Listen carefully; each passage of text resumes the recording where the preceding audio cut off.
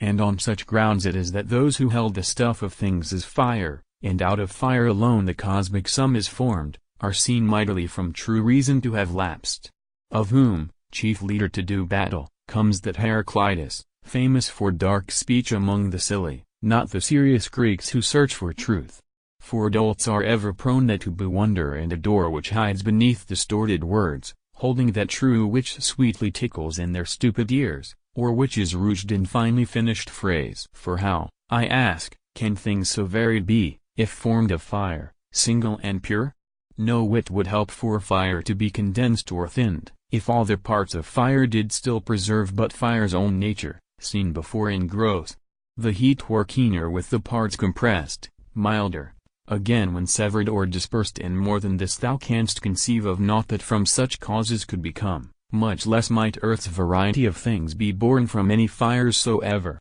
dense or rare. This too, if they suppose a void in things, then fires can be condensed and still left rarer, but since they see such opposites of thought rising against them, and are loath to leave an unmixed void in things, they fear the steep and lose the road of truth. Nor do they see, that, if from things we take away the void, all things are then condensed, and out of all one body made, which has no power to dart swiftly from out itself, not anything as throws the fire its light and warmth around, giving thee proof its parts are not compact. But if perhaps they think, in otherwise, fires through their combinations can be quenched and change their substance, very well, behold, if fire shall spare to do so in no part, then heat will perish utterly and all, and out of nothing would the world be formed. For change in anything from out its bounds means instant death of that which was before, and thus a somewhat must persist unharmed amid the world, lest all return to naught, and,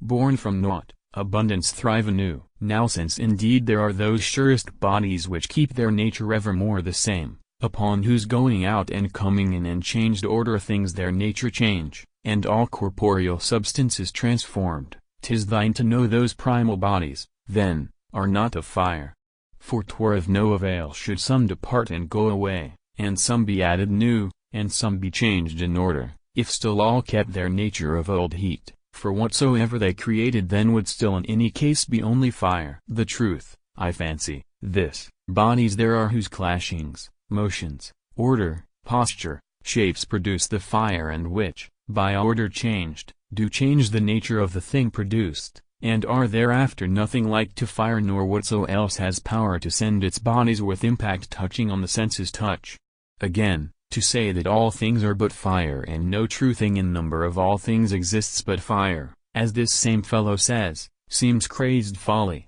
For the man himself against the senses by the senses fights, and hews at that through which is all belief, through which indeed unto himself is known the thing he calls the fire. For, though he thinks the senses truly can perceive the fire, he thinks they cannot as regards all else, which still are palpably as clear to sense to me a thought inept and crazy too. For whither shall we make appeal? For what more certain than our senses can there be whereby to mark asunder error and truth?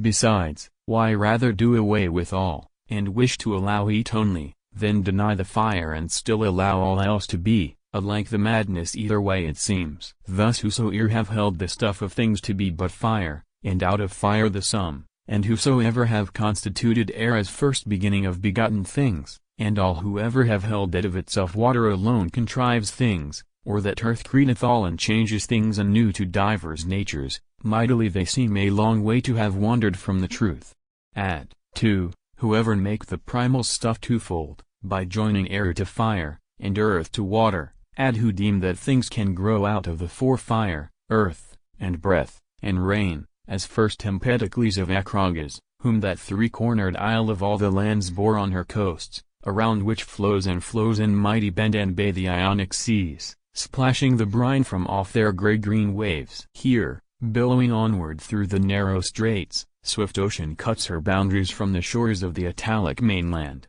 Here the waste Charybdis, and here Etna rumbles threats to gather anew such furies of its flames as with its force anew to vomit fires, belched from its throat, and skyward bear anew its lightnings flash. And though for much she seem the mighty and the wondrous isle to men, most rich in all good things, and fortified with generous strength of heroes, she hath ne'er possessed within her aught of more renown, nor aught more holy, wonderful, and dear than this true man. Nay, ever so far and pure the lofty music of his breast divine lifts up its voice and tells of glories found, that scarce he seems of human stock create. Yet he and those forementioned, known to be so far beneath him, less than he in all, though, as discoverers of much goodly truth, they gave, as 'twere from out of the heart's own shrine, responses holier and soundlier based than ever the Pythia pronounced. For men from out the tripod and the Delphian laurel, have still in matter of first elements made ruin of themselves, and, great men, great indeed and heavy therefore them the fall, first, because, banishing the void from things, they yet assign them motion, and allow things soft and loosely textured to exist, as air, dew, fire, earth, animals, and grains, without admixture of void amid their frame. Next, because, thinking there can be no end in cutting bodies down to less and less nor pause established to their breaking up, they hold there is no minimum in things, albeit we see the boundary point of aught is that which to our senses seems its least, whereby thou mayst conjecture, that, because the things thou canst not mark have boundary points, they surely have their minimums. Then, too, since these philosophers ascribe to things soft primal germs, which we behold to be of birth and body mortal, thus, throughout, the sum of things must be returned to naught, and, born from naught, abundance thrive anew. Thou seest how far each doctrine stands from truth. And, next, these bodies are among themselves in many ways poisons and foes to each, wherefore their congress will destroy them quite or drive asunder, as we see in storms, rains, winds, and lightnings all asunder fly. Thus too, if all things are creative for, and all again dissolved into the four, how can the four be called the primal germs of things, more than all things themselves be thought, by retroversion, primal germs of them? For ever alternately are both begot, with interchange of nature and aspect from immemorial time. But if per case thou thinkst the frame of fire and earth, the air, the dew of water can in such wise meet as not by mingling to resign their nature, from them for thee no world can be create, no thing of breath, no stock or a stalk of tree, in the wild congress of this varied heap each thing its proper nature will display, and air will palpably be seen mixed up with earth together, unquenched heat with water. But primal germs in bringing things to birth must have a latent, unseen quality, lest some outstanding alien element confuse and minish in the thing create its proper being. But these men begin from heaven, and from its fires, and first they feign that fire will turn into the winds of air, next,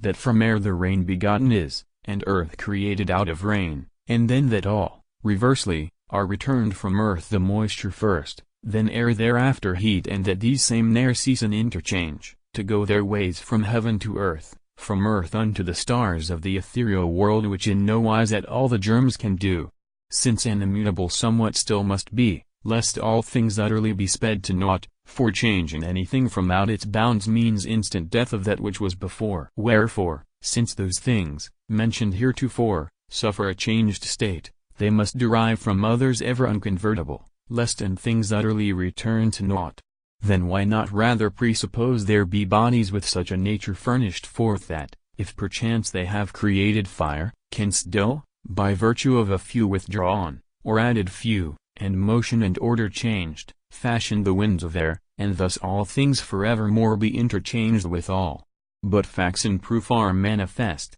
Thou sayest, that all things grow into the winds of air and forth from earth are nourished, and unless the season favor at propitious hour with rains enough to set the trees aerial under the soak of bulking thunderheads, and sun, for its share, foster and give heat, no grains, nor trees, nor breathing things can grow. True, and unless hard food and moisture soft recruited man, his frame would waste away, and life dissolve from out his thews and bones, for out of doubt recruited and fed are we by certain things, as other things by others. Because in many ways the many germs common to many things are mixed in things, no wonder 'tis that therefore divers things by divers things are nourished. And, again, often it matters vastly with what others, in what positions the primordial germs are bound together, and what motions, too, they give and get among themselves, for these same germs do put together sky, sea, lands, rivers, and sun, grains, trees,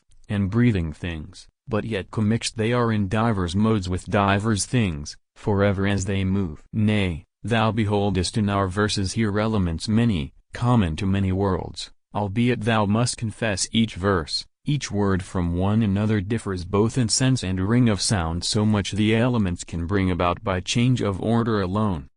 But those which are the primal germs of things have power to work more combinations still, whence divers things can be produced in turn. Now let us also take for scrutiny the homeomeria of Anaxagoras, so called by Greeks, for which our pauper speech yieldeth no name in the Italian tongue, although the thing itself is not hard for explanation. First, then, when he speaks of this homeomeria of things, he thinks bones to be sprung from littlest bones minute, and from minute and littlest flesh all flesh, and blood created out of drops of blood, conceiving gold compact of grains of gold, and earth concreted out of bits of earth, fire made of fires, and water out of waters, feigning the like with all the rest of stuff. Yet he concedes not in void in things, nor any limit to cutting bodies down. Wherefore to me he seems on both accounts to earn no less than those we named before. Add too, these germs he feigns are far too frail if they be germs primordial furnished forth with but same nature as the things themselves,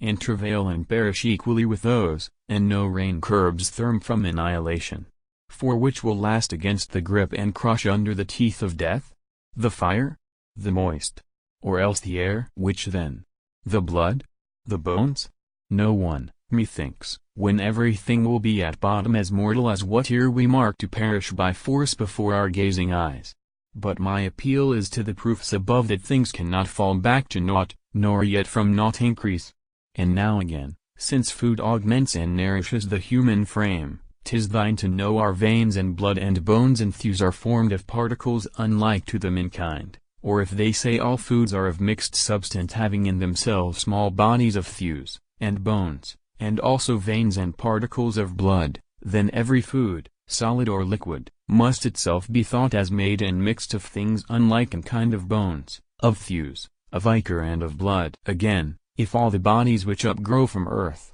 are first within the earth, then earth must be compound of alien substances earth, which spring and bloom abroad from out the earth. Transfer the argument, and thou mayst use the selfsame words. If flame and smoke and ash still lurk unseen within the wood must be compound of alien substances which spring from out the wood. Right here remains a certain slender means to skulk from truth, which Anaxagoras takes unto himself, who holds that all things lurk commixed with all while that one only comes to view, of which the bodies exceed in number all the rest, and lie more close to hand and at the foreign notion banished from true reason far. For then 'twere meet that kernels of the grains should oft, when crunched between the might of stones, give forth a sign of blood, or of aught else which in our human frame is fed, and that rock rubbed on rock should yield a gory use. Likewise the herbs ought oft to give forth drops of sweet milk, flavored like the uddered sheep's. Indeed we ought to find, when crumbling up the earthy clods, their herbs, and grains, and leaves, all sorts dispersed minutely in the soil. Lastly we ought to find in cloven wood ashes and smoke and bits of fire there hid. But since fact teaches this is not the case, 'tis thine to know things are not mixed with things thuswise,